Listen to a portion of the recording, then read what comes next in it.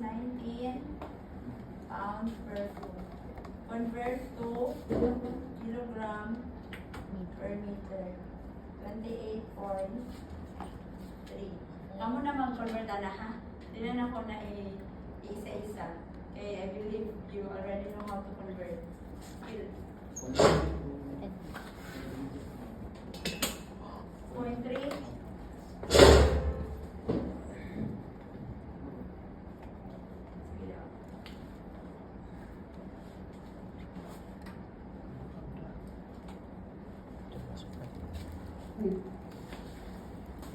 Meaning ko.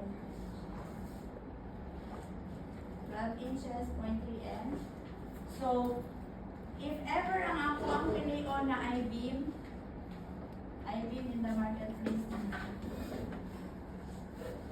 6M, 9M, 12M. Then, nagpipili na ako kay 6 meters. Ang cost niya kay 45 pesos per kilogram. So, what will you do?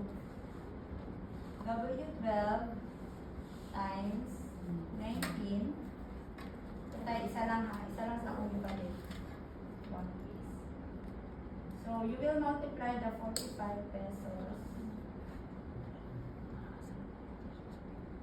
per kilogram times 28.3 kilogram per meter times, pila ko multiply? Per meter man eh. 28.3. Pila yung length sa akong I-beam? 6. Times 6 meters. Cancel. Pila yung cost mong baka sa isa? Sa isa ka I-beam, pila?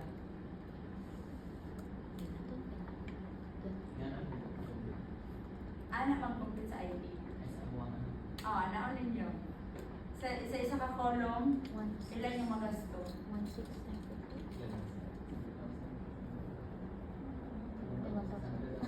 45 para sa 3 times.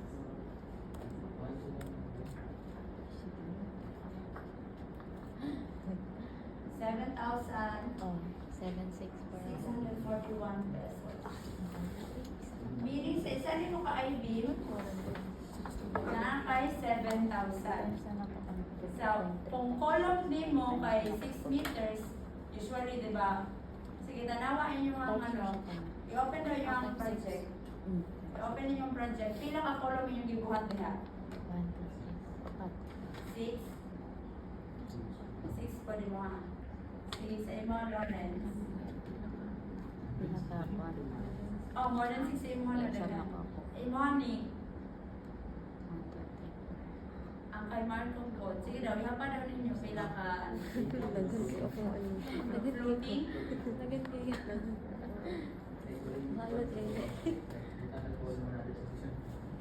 Oh, yes. Oh, pero depende sa inyo. Pwede lang yung design. Pwede lang yung design. 6. So, i-multiply ninyo sa number of columns na inyong ibuhat. O na siya, ina. So, for example, ha, inyong plano. Example lang po, square. Hindi mo pwede kung kamunta na ito, no? So, ano yung ibuhat? For example lang. Okay, hindi mo na Pila yung distance sa naman mo para size? Kapo ang mabuot. Ay, hindi siya mag-matter. Yes, actually, that's why I'm giving you the free will to design. Dili pa mas-consider. Kay later, I will introduce you the different sizes. Then, you will tell me, ma'am, mo na ako ang gusto nga sizes. Then, we will check. I will check if tama yung kaya in the industry, dili man gyud mo maka-compute. Tama ba? Let's be practical. So, dili ko gusto na mag-end mo sa steel design, di mo kabalo mag-steel design na project. So, ang atong goal, tagaan ko ninyo o ganang design.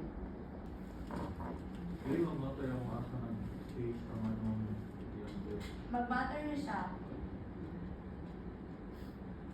So for example, inanay mo column. Nya each column na siya 6 meters. O man yung second floor.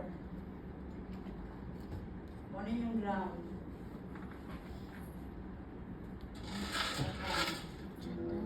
So 6 ni siya. Pila ako i-multiply aning 7641. Pila ako i-multiply. Nga naman. Kaya 6 man ka column. So, so pila tanan ang cos mong column na I mean?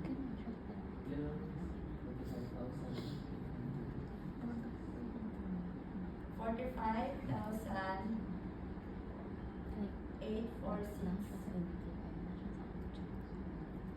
So meaning, mag-prepare ka o budget para makalit nimo ang unom nimo ka column. Kani, 48. So, ato ta sa beam. Beam, yun, beam. So, kabalo na mo, ang sa ang gaboy, 12 times 19. So, if ever ma-change na, ma-W8, again, convert it to meter first. And then, if ever ma-change ang weight, i-convert sa kilogram per meter. Then next, i-multiply sa cost. Karon lang ning ang cost ha. Ang cost sa bakal galay-lay bi ani. Galay-lay ni siya monthly or quarterly, pero kanilang sa akong ihatag sa inyo ha. 45 pesos. Then i-multiply ninyo kung pila kabuok ka column inyong nakuha. And then ang I-beam ang beam. So ano gyapon na itong example? Anong gyapon? Simple lang mo niya example.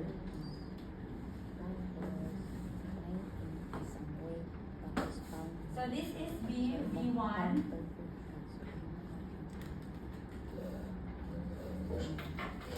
Then 6 meters.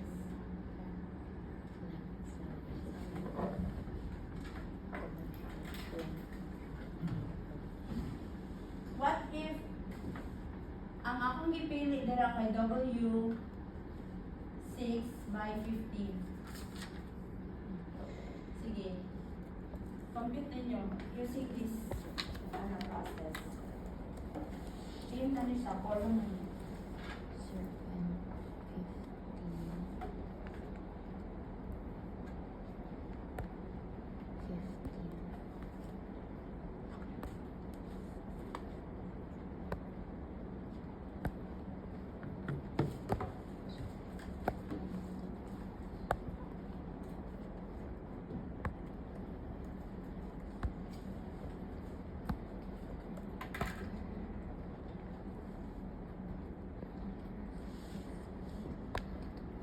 Zero point 15. 0.15. Okay, 0.3 minutes. So, divide to 0.15. So, pila ang 15 pounds o 2 kilogram per meter? 22.3. 40 22. at 22. Point 3. 3. Sige, pareho tanan. Mag-compute tanan ha. So, then 2.3. Okay. Next, bilang bakal 45. 45 pesos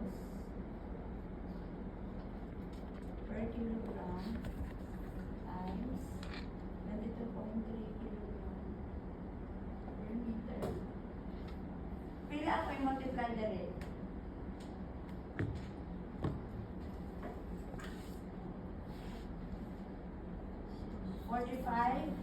times 22.3 times 6.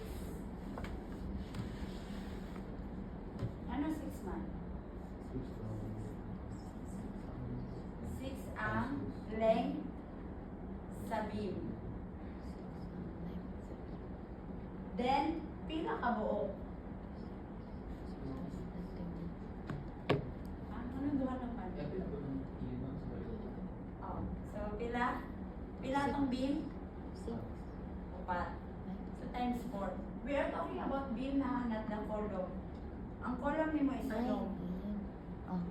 Ang beam ni mo is 4. 4 Upat lang atong i-compute na beam. Ang square lang. So, cos times weight per meter Gamit mo siya square. times length of Meters ka ma'am. Kung 6 meters na ma'am, so nakay another 2 ka beam para sa sulod ng mga anak. I beam yung mga sa sulod.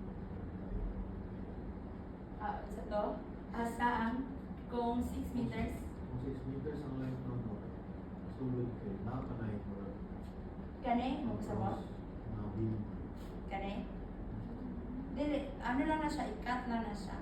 Ang pag-connect ana, if this is the column, Anyway, nung tanang flooring yung mga loss. sa tunga. It depends gyapon sa size. Kay pwede man good, pwede siya wala, pero dagko imong gamiton na i-beam. Pwede pod naa, pero gagmay imong beam. So, depende kung unsay gusto sa client kay namang may uban na, di ba, kabantay mo ang mga like hall, for example, hall niya, butangan imong column sa tunga. Di ba medyo weird? So, ang ginabuhat, ginadagko na to ang sizes sa beam. So, kanina example is, wala ko gibutang. Pero, pwede gyapon ni sa dali, murag mong cross sa, para kung gusto kang safer dyan. Pero mong gamay na ni yung mga sizes sa gawas. Kaya mong gamay pa din mo ang sa sulod. Kaya mas gusto man ka nga, dili magsag, napod siya mga factor na anak, dili siya, kung, kaya for example sa inyo kayo, problem ang niyo ang costing. Buhan naman kayo na, uy, ganidako naman ang, nanagko na ang mga sizes sa gawas, so kana ang ato ang other option, bubutang taong beam sa tunga para magagmay atong sizes sa gawas. Mas ma-distribute man niya ang loading. Eh kung kanilang manggod, naadali tanan ang loading. Pero pag naana nito nga, makapil siya og carry sa load. So that's the beauty pag naapot siya nabutang sa tunga. So case to case basis po na siya. Kaya naman iba na din sila gusto. Gusto nila plain lang po na ilahang ano. Walay daghang ka nang mag-intervene sa ilahang ceiling. Kaya usually, di ba, pag I-beam, kita naman mo no sa, nakakaon na ba mo sa, sige yung bago din, kanang pagkaonan sa una, I-beam po to. Oh, also, dato na mo,